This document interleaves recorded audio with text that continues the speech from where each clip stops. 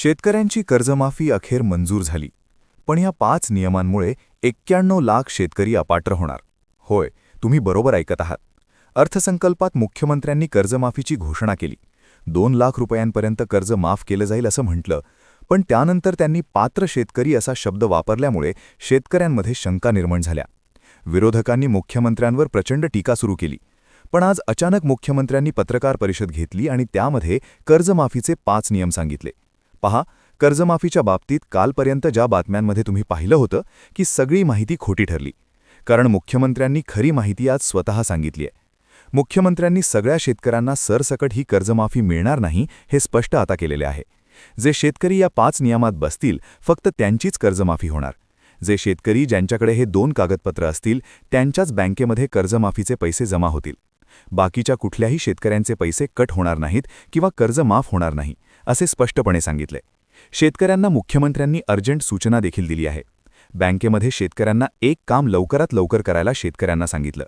पहा, शेतकऱ्यांसाठी ही शेवटची संधी आहे. पहा, 2 दिवसांपूर्वी अर्थसंकल्पाबाबत शंका भरपूर होत्या. स्वतः मुख्यमंत्री आता पत्रकार परिषदेत येऊन त्यांनी माहिती सांगितली. ती माहिती काय आहे, कोणते 5 नियम आहेत, कोणते 2 कागदपत्र जमा करायचेत, सगळी सविस्तर माहिती तुम्हाला 30 सेकंदात व्हिडिओमध्ये सांगणार आहे. पहा, जर तुम्ही शेतकरी असाल आणि जर तुम्हाला तुमचं कर्ज माफ व्हावं असं वाटत असेल आणि जर खरी माहिती तुम्हाला ऐकायची असेल तर तुम्ही हा व्हिडिओ एकही क्षण स्किप करू नका. हा व्हिडिओ जर मध्येच बंद केला तर तुमचं खूप मोठं नुकसान होऊ शकतं. कारण की व्हिडिओमध्ये आम्ही तुम्हाला कर्जमाफीचे कोणते 5 नियम आहेत, शेतकरी पात्र आहे हे कशावरून ठरणार आहे, कोणत्या बँकांचे कर्ज माफ होणार आहे, कोणत्या जिल्ह्यामध्ये कर्जमाफी होणार आहे, कोणते शेतकरी अपात्र होणार आहेत, कोणत्या तारखेची कर्जमाफी ही ग्राह्य धरली जाणार आणि कोणत्या तारखेची कर्जमाफी ग्राह्य धरली जाणार नाही, अशा सगळ्या सविस्तर प्रश्नांची उत्तरे तुम्हाला व्हिडिओमध्ये देणार आहे. हा व्हिडिओ जर तुम्ही पाहिला तर ना तुम्हाला कुठल्या बँकेच्या क्रमांकाची गरज आहे, ना कुठल्या सरकारी अधिकाऱ्याकडे जाऊन तुम्हाला माहिती घेण्याची गरज आहे. हा व्हिडिओ जर तुम्ही पाहिला तर तुमची कर्जमाफी 100% होणार आहे. चला तर मग वेळ न घालवता व्हिडिओला सुरुवात करूया.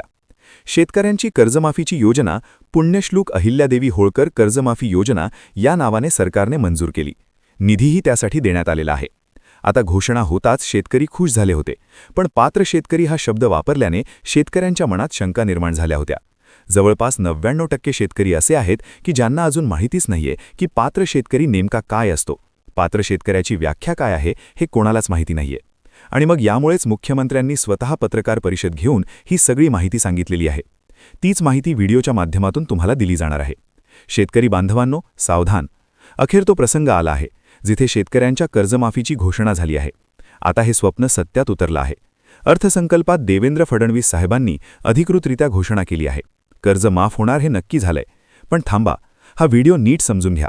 कारण ही सवलत प्रत्येक व्यक्तीला मिळणार नाहीये. सरकारने 5 अशा शर्ती घातल्यात ज्यात जर तुम्ही बसला नाहीत तर तुमच्या हक्काची रक्कम एका क्षणात कापली जाईल. ज्यांना वाटते की फक्त घोषणा झाली आता टेन्शन गेलं, पण अजूनही धोका आहे. 5 नियमांची अशी चाळणी आहे की पात्र असूनही तुम्ही लाभाला मुकू शकता. जर तुम्ही बँकेत जाऊन हे एक काम केले नाही तर तुमचे प्रचंड मोठं नुकसान होईल, हे ध्यानात ठेवा.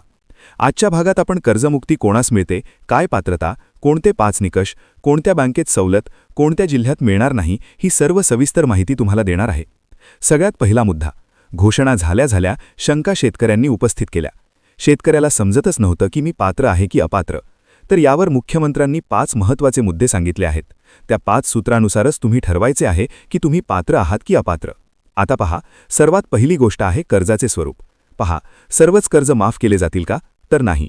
पहा, शेतकरी काय करतो, खूप वेळा घरासाठी कर्ज घेतो, ट्रॅक्टरसाठी घेतो किंवा इतर कामासाठी जसे गोठा बांधणे किंवा इतर शेती कामांसाठी किंवा अनेक जण पिकासाठी कर्ज उचलतात.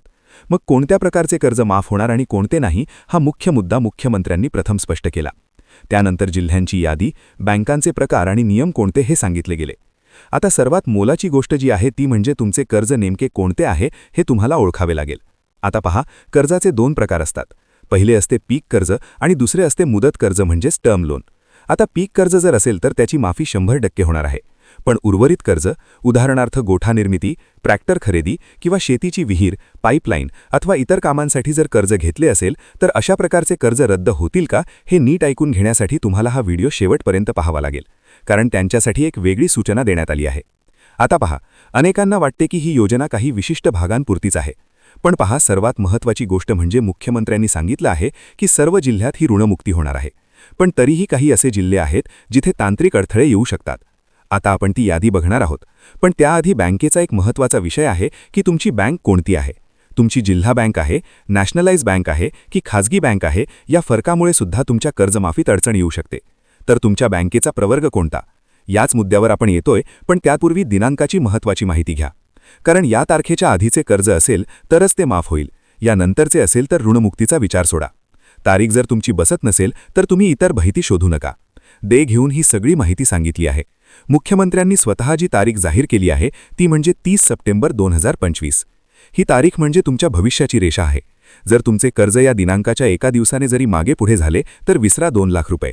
नियम सांगतो 30 सप्टेंबर 2025 पर्यंत तुमचे कर्ज थकीत असणे अनिवार्य आहे. ज्यांनी 1 ऑक्टोबर 2024 नंतर कर्ज उचलले आहे त्यांच्यासाठी हा मोठा धोका आहे. त्यांचे कर्ज तांत्रिकदृष्ट्या थकीत ठरणारच नाही. मग त्यांना काय मिळेल तर 50,000चे एक वेगळे प्रोत्साहन. पण ते मिळवणे सुद्धा एखाद्या आव्हानापेक्षा कमी नाहीये. मग ते 5 नियम कोणते तर पहा. घरात शासकीय सेवेत कोणी नसावे, कुटुंबात कोणी आयकर भरणारे नसावे, माजी मंत्री, आमदार किंवा जिल्हा परिषद सदस्य यातून वगळले आहेत. इतर उत्पन्नाचा नियम. शेती व्यतिरिक्त इतर उत्पन्न जर बँक खात्यावर दिसत असेल तर तुमचे नाव यादीतून बाद. 7-12 क्षेत्र 2 हेक्टरपर्यंत असावे. आणि जर नियमित परतफेड केली असेल किंवा वेळेत हप्ते भरले असतील तर 50,000 रुपये तुम्हाला प्रोत्साहन म्हणून दिले जातील. आता जिल्ह्यांची यादी पाहिली तर छत्रपती संभाजीनगर, जालना, बीड, धाराशिव, लातूर, परभणी, हिंगोली, नांदेड आणि अहिलनगर अशा जिल्ह्यांना प्राधान्य दिले जाईल.